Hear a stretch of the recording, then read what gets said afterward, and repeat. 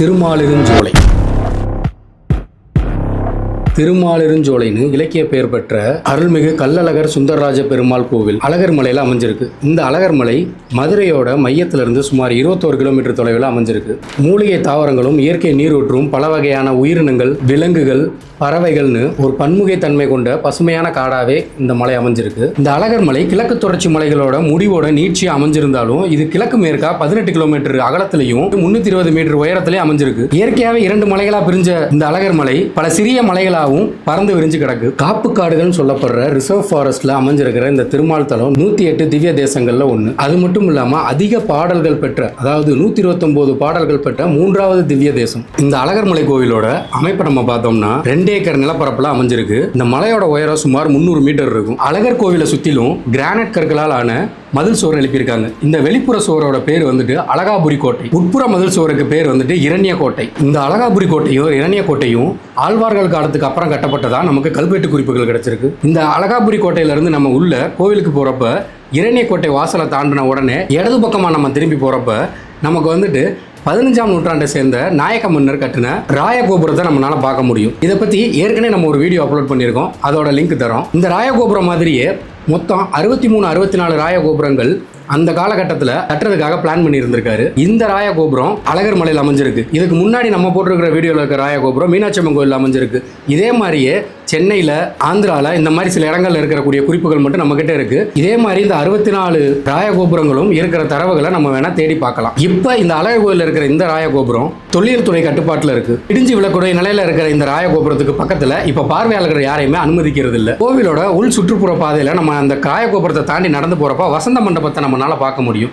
இந்த வசந்த மண்டபத்துக்குள்ள ராமாயணம், மகாபாரதத்தை விளக்கக்கூடிய பல ஓவியங்களை வரைஞ்சிருக்காங்க. கோவில் வெளிப்புற சுவரை நம்ம ரசிச்சுக்கிட்டே நடந்து வந்தோம்னா நம்மளால பரசுராம சுவாமி சன்னதியும் 18ஆம் படி கருப்பசாமி சன்னதியும் பார்க்க முடியும். இந்த 18ஆம் படி கருப்பசாமி சன்னதி எப்படி உருவாச்சு, இதோட வரலாறு, இதை பற்றின குறிப்புகள் எல்லாமே தனி வீடியோவை நம்ம போட்டிருக்கோம். அந்த வீடியோவோட லிங்கை டிஸ்கிரிப்ஷன்லையும் மேலே ஐ பட்டன்லையும் தரேன், மறக்காம பாருங்க. இந்த பரமசுவாமி சன்னதியில் நங்கன் குன்றம் அழைக்கப்படுற வட்ட வடிவமான கருவறை அமைச்சிருக்காங்க. இது கேரள கோயில் அமைப்பை சேர்ந்தது. இந்த வட்ட வடிவ கருவறையில் பரமசுவாமின்ற பேர்ல அருள் பாலிக்கிறாரு.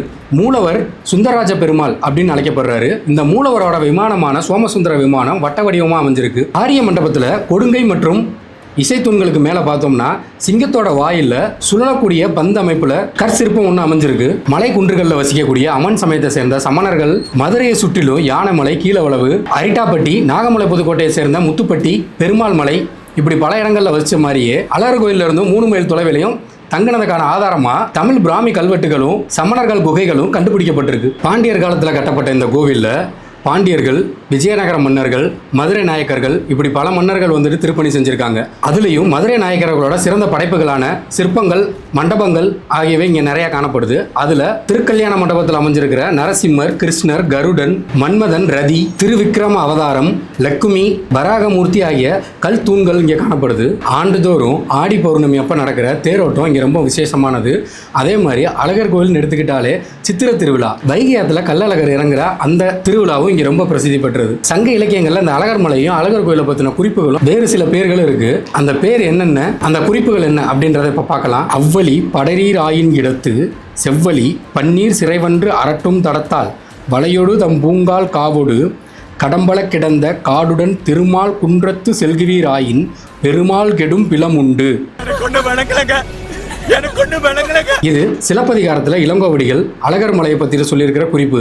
இதே மாதிரி பாரம்பரிய தமிழ் சங்க இலக்கியங்களான திருமுருகாற்றுப்படை, பதிற்றுப்பத்து, கலித்தொகை, 8 தொகையோட 5வது தொகையான பரிபாடல், இப்படி பல நூல்களில் குறிப்பு பெற்ற இத்தலத்துக்கு சோழமலை, திருமாலிருஞ்சோலை, மாலிருங்குன்றம், குளமலை, குளிர்மலை, உத்தியான சைலம், தென் திருப்பதி, இருங்குன்றம், வனகிரி, விரிசபத்திரி, இடபகிரி, விரிசபத்திரி, இடபகிரி, இப்படி பல பெயர்களால குறிப்பிட்டிருக்காங்க. கிபி 6ஆம் நூற்றாண்டுல இருந்து கிபி 9ஆம் நூற்றாண்டு காலகட்டத்தில் ஆழ்வார்களால் இயற்றப்பட்ட பக்தி பாடல் தொகுப்பான 4000 திவ்ய பிரபந்தத்துல இருந்து இந்த திருத்தலத்தோட புகழ் பரவ ஆரம்பிச்சிருக்கு. இப்ப இந்த கோவிலோட தல வரலாறு என்னன்னு பார்க்கலாம். சுதப முனிவர்னு ஒருத்தர் சிலம்பாற்று போகியில குளிக்கலாம்னு சொல்லிட்டு வந்திருக்காரு. அப்படி அவர் குளிச்சுக்கிட்டு இருக்கிறப்ப சந்தோஷத்துல எதிரில் வந்த துர்வாசக முனிவரை அவர் கவனிக்கல. இதை பார்த்த துர்வாசக முனிவர் கோபம் அடைஞ்சு மாண்டூகமா போ, அதாவது தவளையா போ அப்படின்னு சொல்லி சாபம் கொடுத்துறாரு. இந்த சாப விமோச்சனம் பெறுறதுக்காக சுதப முனிவர் வைகை ஆத்துல தவளையாவே இருந்து தவம் இருக்கிறாரு. இப்படி தவம் இருக்கிற சுதப முனிவருக்கு சாப விமோச்சனம் தர்றதுக்காக பெருமாள் வர்றாரு. பெருமாள் அவருக்கு சாப மோச்சனம் அளிக்க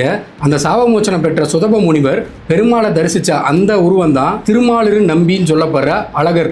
இத்தனை சிறப்பும் வரலாறும் மிக்க இந்த அழகர் கோயிலுக்கு நாங்கள் ஒவ்வொரு தடவை போகிறப்போ எங்களுக்கு ஒரு புத்துணர்ச்சி கிடைக்குது. இந்த பசுமையான காடுகளும் மலைகளும் நிறைஞ்ச இந்த வனத்தில் நம்ம ஏறி இறங்குறப்ப நமக்குள்ள ஒரு புத்துணர்ச்சியே கிடைக்கும். உங்களுக்கு வாய்ப்பு கிடைச்சா கண்டிப்பாக அந்த அழகர் திருத்தலத்துக்கு போய் வணங்குங்க. மறக்காமல் உங்களோட அனுபவத்தையும் கமெண்ட்ல பதிவு பண்ணிட்டு இந்த வீடியோக்கு ஒரு லைக்கை போட்டுட்டு சேனலை சப்ஸ்கிரைப் பண்ணிக்கோங்க. ஓஹோ, டெம்போலாம் வச்சு கடத்திருக்கானப்பா. உங்க நண்பர்களுக்கு இந்த வீடியோவை பகிர்ந்துக்கோங்க. நன்றி.